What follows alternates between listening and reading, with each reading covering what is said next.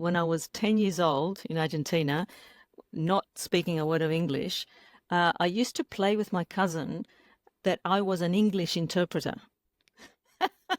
Just, crazy coincidence. Anyway, then my parents decided to move to Australia 2 years after, or a few years after that. And I was 12, 13 when we came to Australia, so a teenager. So I started high school here in Australia without a word of English. Was that here in And in Sydney? Sorry, there Sydney, in in Sydney? Sydney, Yeah. yes.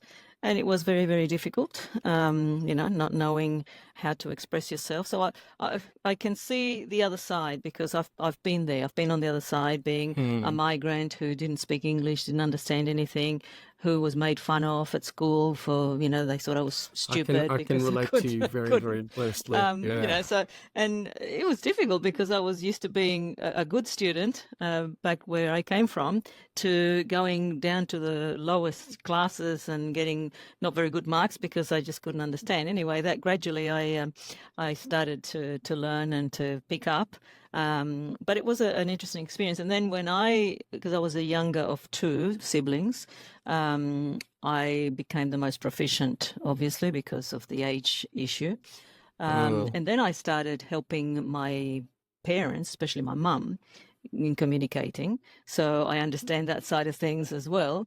And when I went to an information session when I was finishing high school, someone from what was called the MacArthur Institute of Higher Education, which is now Western Sydney University, came to give us brochures about this new degree that was being introduced the year after.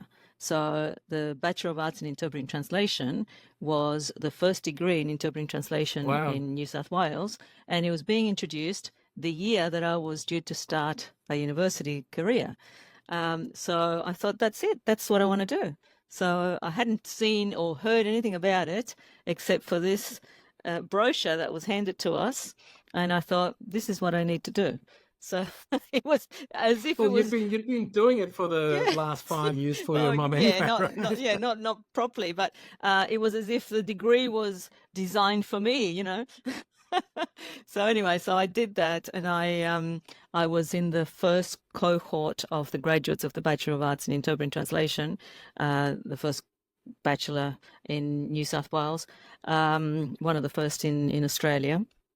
Mm. So I did that. Then after I finished the 3 years, I went back to Argentina to do a 1 year translation course there, which was very good, very illuminating. And when I came back, I was working when I got my what used to be called level two back then, level two NATI accreditation, which was halfway through my degree. I started working as an interpreter here in community settings. And then when I got my then level three, started working in legal settings.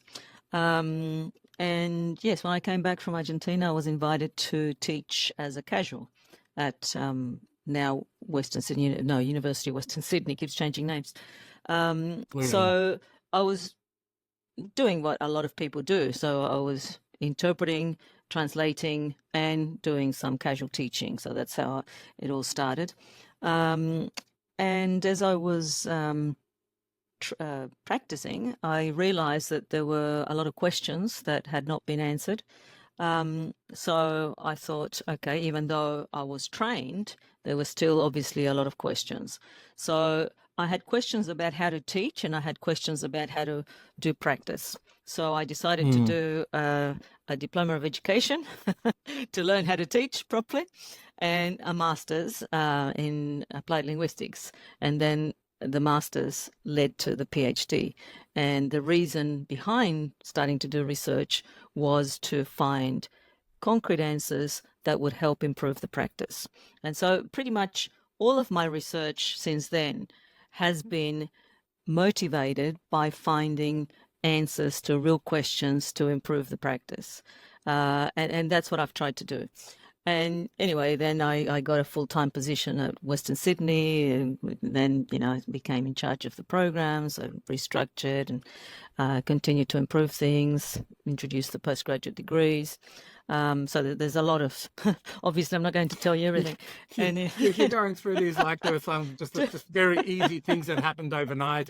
well, Yeah, just change the entire program. no, everything took a long time and a lot of effort, but a lot of passion, a lot of, obviously a lot of good people around me.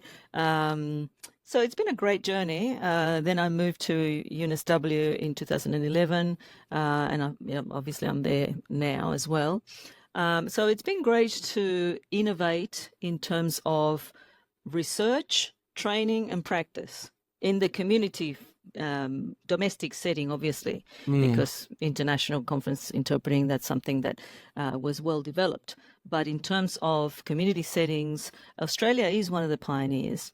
So that it was an open field, and that's a good thing. It can be hard because there's nothing to base it on.